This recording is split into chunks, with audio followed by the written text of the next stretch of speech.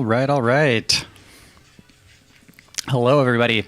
Welcome back to another edition of zZounds Live, and we got a hot new product here, literally completely fresh. This is the Numark MixStream Pro, and we are here with a fellow zZounds alumni. This is Jimmy, everybody. So he's going to be showcasing this unit and walking us through kind of everything that this bad boy does. So without further ado, Jimmy, would you like to say a few things here? Yeah, so this is the Numark MixStream Pro, brand new from Numark. You can grab it on zZounds right now. It's super cool. When I first saw this, I did not know what to think about it. Like, I was stoked on it, but I needed to know more. So a couple of like real big features about the unit itself is it features a full touchscreen screen on it like any of the Denon players do. It's running Engine OS, and the biggest thing about it is it's got built-in speakers on the front of it. Very cool. Very cool. That's a truly unique thing these days, right? This is the first time that an all-in-one controller has ever had built-in speakers. Like, there's been some controllers that you plug into the computer that have it, but this is like all-in-one. You're ready to go. You're ready to mix, and yeah. Huge. Absolutely huge. So this is obviously a new unit. So what is this going to bring to the table that we haven't really seen in the controller world beforehand? So this is a perfect blend for anybody who's getting ready to start DJing or a seasoned veteran. In my case, I've been DJing for 10 years, and what I love about it is that when we were getting ready for the stream earlier this week, I had this thing set up, plopped it right down on my desk. It's got a nice small footprint to it. The speakers sound great, enough where you can mix with your headphones and cue, and then also have a live sound source going out, and you can record your own set on it. So what's really cool about it is for a seasoned veteran, this is a perfect platform to practice with, especially if you're already using Denon players. Everything's already, you have the same shared library. You can share your cue points and everything. But if you're brand new to it, this is the perfect entryway into DJing. You don't need to buy any speakers. You have everything already built in. There's a bunch of features on here that are set up in a club style. Your FX channels, your filters, everything. This is stuff you'd find if you were performing in a club or if you're performing with a professional controller. For sure. Okay. So yeah, you said you've been DJing for 10 years. I've been DJing for 0 years, so I could theoretically hop in and run this pretty easily, right? Absolutely, yeah. And like I said, it's a price. The price point for it is it just lowers the barrier to entry for DJing. For sure. You're not buying a computer. You're not buying speakers or monitors or anything like that. You have everything right here, and it's all you need. Awesome. Yeah, I mean, this thing looks great. So what other features have you been digging now that you got some time to spend with it? So the big thing that comes forward besides the speakers itself here is there's a scratch mode on here. So I'm going to pull up a track, and I'll show you exactly what I'm talking about. All right, so we'll engage the scratch mode. So when the light is lit up, it's in smart mode or normal. So what this lets you do is these are capacitive platters on here. So if you put your hand on it, it stops playing. So you have perfect full control over it. If you need to nudge, speed up, slow down, you can absolutely do that. And then another cool thing too, because they are touch capacitive platters, you can use your pitch bend here to also speed up and slow down when you're mixing in a new track. So The scratch mode really, it's what would be considered on other platforms like a slip mode. It's the exact same thing. So if you see, I'll let the tune play. If I spin back, it's going to go back. With the scratch mode, we engage it to smart scratch. You can do what you want, and it keeps the song playing in the exact same position. Awesome. So you don't have to worry about messing up a mix if you accidentally grab the top of it. It still plays everything that you're doing. Perfect for a beginner DJ. Also perfect for somebody that's, if you're doing like a live event or something, especially a wedding DJ, and you touch it by accident, it's going to keep going. For sure. Okay. Foolproof then. Foolproof. Absolutely. Looks like we have a question in the chat here. How responsive are the faders? Faders are really nice on it. For this model here, it's not going to be, your like a maglev or anything like that, but absolutely super responsive here. So you also have you have control over your crossfader too, and we'll get into that in the settings in a little bit later. Sounds good. I mean, it looks smooth though. Looks like you got enough throw on it too to have a little bit of room. It feels good. Even with the I was a little skeptical about the pitch bends here, but they feel great when you're moving them. And once again, in the settings, you can adjust where you want your settings at. I have them currently set right now at 8%, but you have the opportunity to set it larger if you wanted to. Okay, yeah, real extreme stuff then. Awesome. Yeah, if you wanted to go plus 50 or minus 50, you absolutely can. Let me just pull up the features here real quick. So we'll just run down the list here right off the bat, and then we'll go ahead and demo some of it. Sounds good. Yeah. So we already covered the smart scratching and some of the other features there. What about the center panel here? What other stuff does it have going on in there? So you have a full touchscreen panel here. It's Wi-Fi capable, so you can connect it to a network. And it's the coolest thing about this. This is the other huge selling point for it. Is let's actually pull up sources here. So you can plug in an SD card, USB drive, a hard drive. I'm running right now a 500 gig SSD with all of my music that I exported using Engine OS. But the big thing that this brings as well too is this streams. You can stream directly from the internet to the controller. Good to go. Super cool. Super cool. You have the ability to stream from Amazon Music, Beatport Link, Beat Source, pardon me, SoundCloud, and then once you go into the settings and you change around, you have Tidal, and then also Dropbox. Very cool. You're working on a new tune, ready to go, pull it down from the Dropbox cloud, loads up.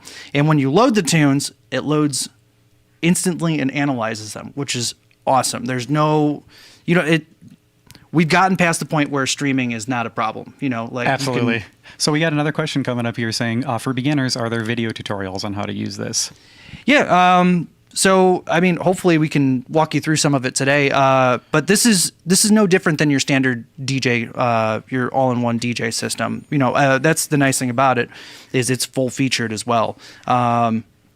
And we'll talk a little bit more about each one of each one of your effects, the loops, the auto loops, and rolls and all that stuff as well too. Great. Yeah, basically, hopefully by the end of this stream, this will serve as its own tutorial on how to use this. So it's simple enough. So Jimmy's gonna show us the ropes on this. So let's start here. Let's get into the settings and the different things that you can do for basically customizing it to yourself. So we'll go ahead. It's a swipe down. You have a bunch of capacitive. You can drag. You can zoom in and out on your waveforms. You also have needle search as well too, so you can find a spot in the track, click right down into it. Nice thing is it locks while you're playing too, so you don't accidentally touch it and set it up. Awesome. And how big is that screen? What, a 7-inch screen, I think? Yeah. Let's pull up Pat, can you pull the features up real quick?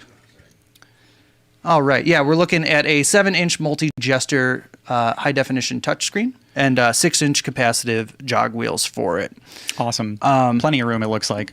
Oh, absolutely. You're not cramming like teeny buttons there when you're trying to work it. So it does not feel bad to be able to go through and select different things on here. Awesome. I'm sure at this price point too, that's probably an awesome feature to have. So yeah, and this is what you're getting on any of the Prime series stuff as well too. So it's an easy switch from, my main DJ unit is a Prime 2. Super easy switch. Everything loads right in. You're good to go. Killer. So let's go through the settings here real quick. On the device itself, you have, your time zone settings, Wi-Fi, the nudge sensitivity.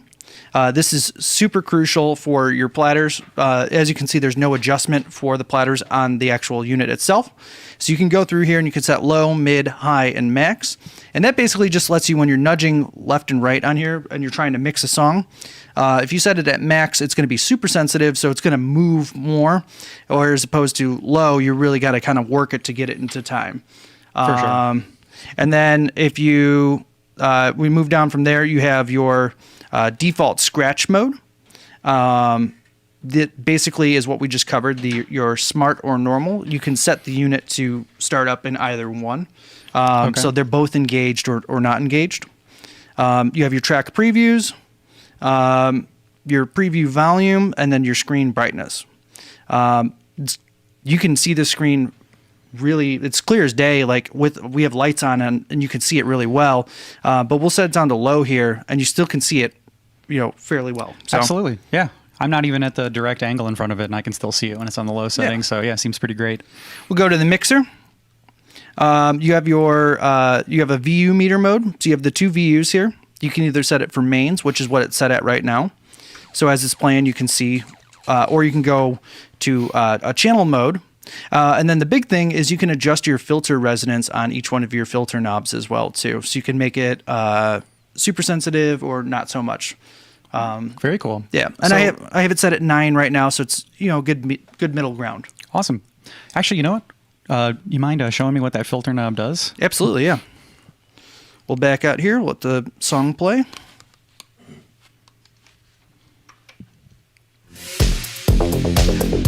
So with your filter knob here, you have low and high, and on this track here,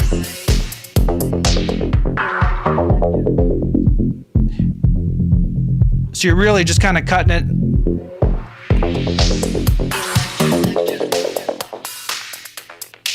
And especially in terms of dance music and mixing dance music, it's super important.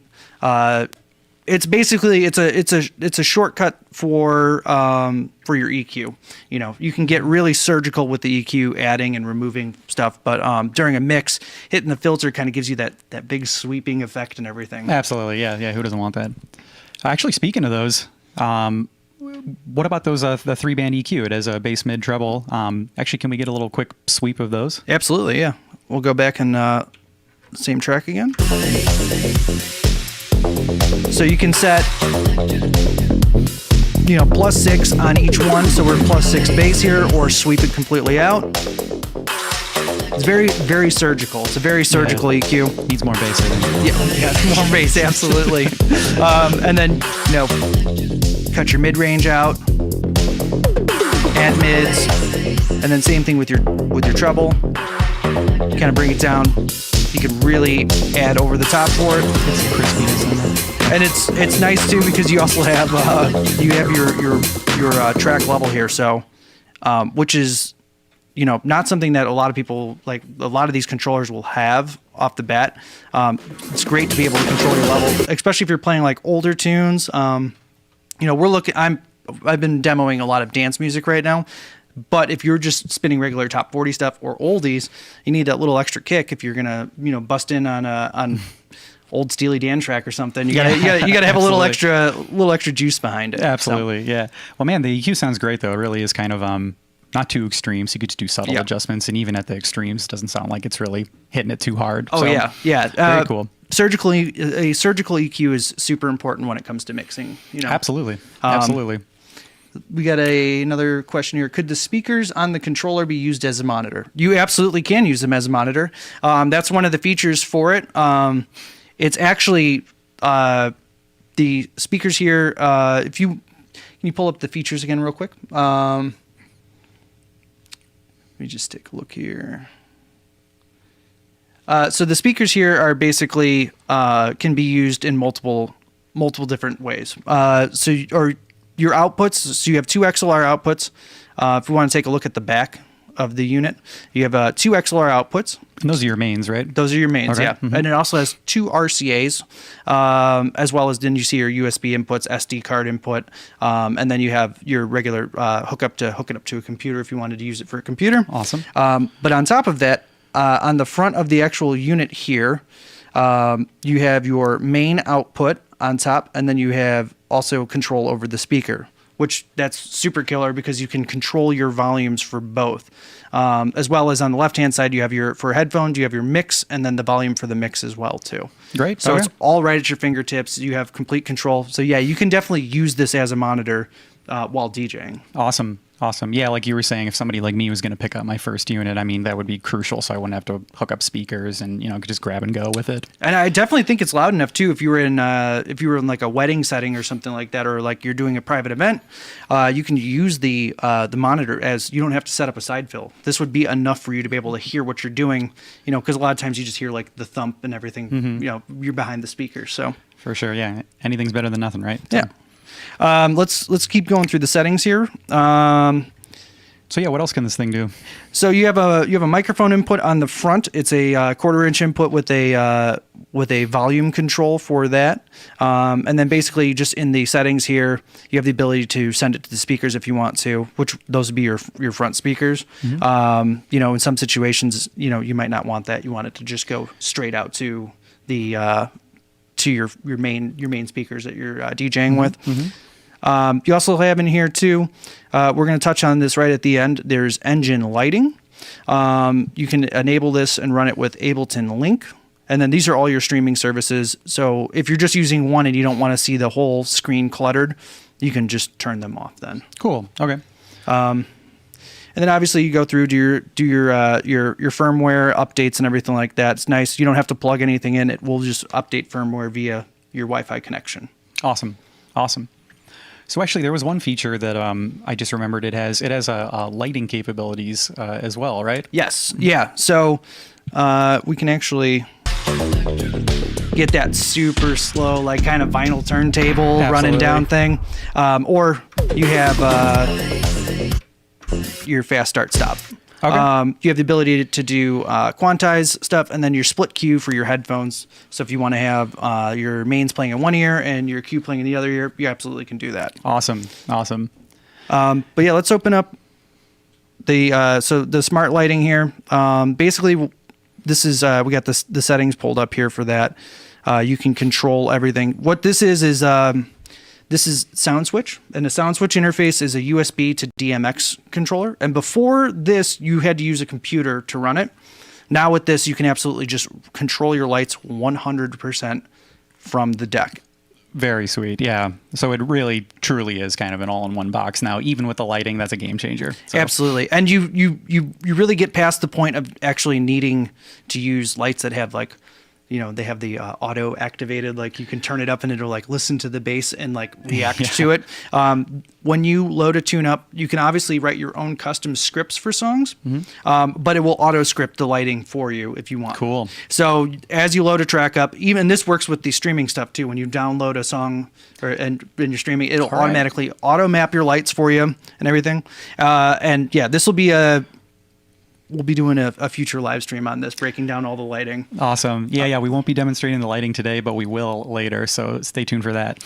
Yeah, but you have the ability with this. It's you can do a DMX interface with the sound switch plugged into the back, or over Wi-Fi you can control Philips Hue light bulbs as well too. Cool. So, again, it seems dummy proof, and I am a DJ dummy, so this is perfect. Yeah. So yeah, what else do we got on here? I know there's a bunch of other features that this thing still has under the hood. Yeah, so let's load up a track here, and then the smart scratch mode here that we touched on in the beginning is important if you leave this on, because now we'll go into our auto loops, our rolls, and saved loops. Even though this controller here only has 4 pads across the front of it, holding down the shift button, so we actually do it on this, holding down the shift button, and then clicking Q, opens up another bank. So you technically have 8 banks for each one of these features that you can pull Awesome. for each channel. Little secondary menu there. Absolutely, yeah, and that's important if you have cues. The biggest thing is for rolls, for your different timings for the rolls and everything like that. So yeah, what about the effects on there? I see that there's an effects bank in the middle. Yep. So you have an effects bank on here underneath. So you have your back button and your view buttons, and then your loads for each one of the channels. And then you have your browser wheel in the center. So if you're looking at tunes, good to go. Browse between the two. And then right underneath it, you have kind of a cool setup, which I like this a lot. You have a hold and on for the effects. So we'll just let this, let's just get a drum loop going here. All right, so you have an echo, you have phaser, delay, and you have a flanger as well too. So with the on, it's momentary, so you can hear it, and you let it go, and you get a little tail, and then it comes back. Or hold, and the hold function lets you then mess with your filters, so you can do other stuff. You can be loading stuff up. Then you have your flanger here. Oh yeah. Yeah. Oh yeah. And then you have your phaser, of course. And then your delay. Drippy phaser. I like it. I like that one. Yeah. Yes, it's super drippy. Yeah. And then you have your delay as well too. The only thing is there's no way right now to adjust the parameters on them. But in a mix, in all of the time I've been mixing with the unit, basically it's good to go. Like, you're good. Like this is exactly what you need. It's on the fly. It's real quick. You don't really, I've never been one to have to like dig around to like adjust my delay settings and everything. It matches to what you're playing, and it's good. For sure. Yeah, the utilitarian effect setup right there. Oh, absolutely. Yeah. Totally usable. Everything sounded great too. So yeah. So yeah, I mean, what else we got here? You got anything else you wanted to cover with this? Yeah, I didn't know if we had anybody has any questions they want to drop them in the chat. They absolutely can. Yeah, absolutely, guys. We're always here to answer any questions, so feel free to drop one in the chat. Yeah, let me just take a look here. We'll run through. There's a lot of videos that cover the engine OS, but we'll just do like a quick little run through of this here. Basically, because I was using the Prime 2 controllers, I have all my settings saved. When I plugged in my hard drive, popped it right in, it brought those settings over, so you get your cue points and everything. Huge. And then same thing too, if you have like a record box library or something, just plug it in. It'll bring all that stuff over, import it in, and then create an Engine OS library for you. Very cool. Very cool. So you connectivity is obviously like what it's just streamlining everything for. Yeah. Super easy. And just like the other units in your source options here, when you're going through, you'll have, if I had other devices plugged in, let's say an SD card or another hard drive, if you're DJing with a friend and he wants to use like their library, absolutely have both options, and you can switch between different sources, pull up music from everywhere basically. So cool. Super cool. And then you just have your playlists. This is all stuff that I prepared on the computer. So I have like each one of my genres here, and then it loads it. You can adjust by BPMs and all that stuff. And then basically you have your prepare, which you can add. That stuff's all covered, like I said, in Engine OS videos. Like they'll show you how to do that stuff. Your history here, which is super cool. You can see what you played, so we can see everything that we were messing around with before the stream and during the stream here, all the different tunes and everything, all pulled up there. And then you have your folder system. So these are each one of the folders I have on the actual hard drive itself. And then the thing I've been waiting for forever. Full QWERTY keyboard. Yeah. Dive in, type in whatever song you want. You can go by artist. You can search by genre. Like it'll all come up. Yes, you're not like making a mad scramble on the knobs to try to find the track you're looking for. Absolutely, yeah. Just like wearing out this poor browse button, just sliding through it.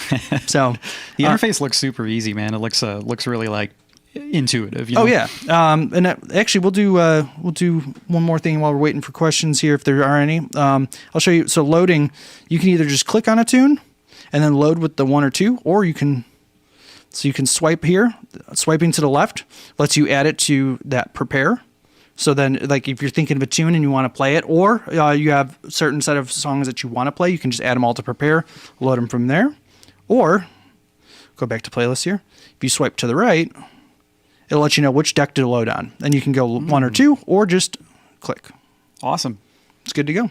Huge. Yeah, this is massive. This is a must-have for, like I said, anybody that's starting DJing, anybody that is that's a veteran. This is the perfect. I want to gig out with it. I'd like to play a gig with it. But from using it in my apartment, this is perfect. It fits on a desktop. You can record mixes right to it. You don't need to plug in any external speakers. It's quiet. These speakers sound awesome and they're loud. Yeah. Awesome. Yeah. I mean, this thing looks great. It seems like it has a ton of quality of life upgrades, and especially at the price point, it seems like it's just a home run. So, Jimmy, you want to cover anything else? That's it. Yeah. I mean, yeah, make sure to check it out. And then we have them on zZounds right now. You can head right over there, grab one. I do not think you'll be disappointed at all. This is a massive, massive upgrade. Absolutely. Well, I mean, thanks for hanging out and doing the stream with us, Jimmy, and walking through the MixStream Pro. And yeah, everybody, we do have it on zZounds right now, so feel free to go and check it out. And we will be back next week with another zZounds Live demonstration. But in the meantime, thanks for checking it out, and stay tuned.